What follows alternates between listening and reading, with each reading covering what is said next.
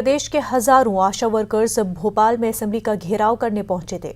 अपने मुतालबात को लेकर आशा वर्कर्स एहतजाज कर रहे हैं। पुलिस ने आशा वर्करों को नीलम पार्क में जमा कर असेंबली का घेराव करने से रोका है।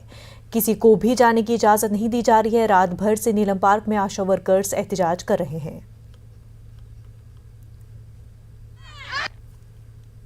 और यहाँ हमारी मांगे हैं न्यूनतम मजदूरी जो सरकार ने तय कर रखी है वो हमें दी जाए, क्योंकि हम लोग यहाँ कितनी सारी ट्रेनिंग और सब लेने के बाद में कुशल सेवा प्रदाता बन चुके और हमें मजदूर की भांति भी मानदेय नहीं दिया जाता।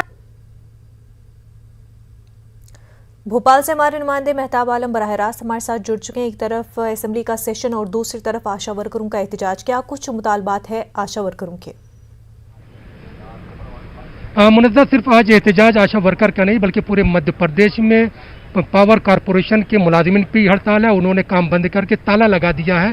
वहीं पर आशा कारकुनान का भी एहतजाज है और इसी के साथ साथ असेंबली के अंदर भी अपोजिशन का हंगामा, ओबीसी रिजर्वेशन और मध्य प्रदेश के दूसरे अवाम और किसान बिजली के मामले को लेकर एहतजाज जारी है। तो इस तरह से देखें कि कल जो असेंबली का पहला दिन था वो भी हंगामे की नजर हुआ था और आज भी असेंबली में बार बार अपोजिशन के सख्त वर्ग जरिए हंगामा हो रहा है और कई बार जो है कार्रवाई उसमें रोकनी भी पड़ी है। तो इस तरह से हम देखें कि अगर सड़क के बाहर की बात करें और संसद असेंबली के अंदर की बात करें तो दोनों तरफ जो है एक हंगामा हमें दिखाई दे रहा है। और अभी थोड़ी देर बाद जो है यहाँ पर यूथ कांग्रेस के कारकुनान भी असेंबली का घेराव करने के लिए निकलेंगे। तो कल भी जो है असेंबली का घेराव करने के लिए कांग्रेस ने एक बड़ी रैली का इनेकाद किया था, जिसमें जो है कई लोग जो है पुलिस के साथ झुमाझटकी भी हुई थी, कई लोग जख्मी भी हुए थे, अस्पतालों में जिनका इलाज चल रहा था। और आज भी अपोजिशन अपने सख्त वर्ग को लेकर हुकूमत को घेरने की तैयारी में पूरी तरह लगी है। असेंबली के अंदर जो मसाइल जो है और मसाइल की बात अगर करें तो जो सैलाब का मामला है, सैलाब में बातकारी और राहत देने का मामला है, ओबीसी रिजर्वेशन का मामला है, क्योंकि ओबीसी रिजर्वेशन जो 27% का मामला है,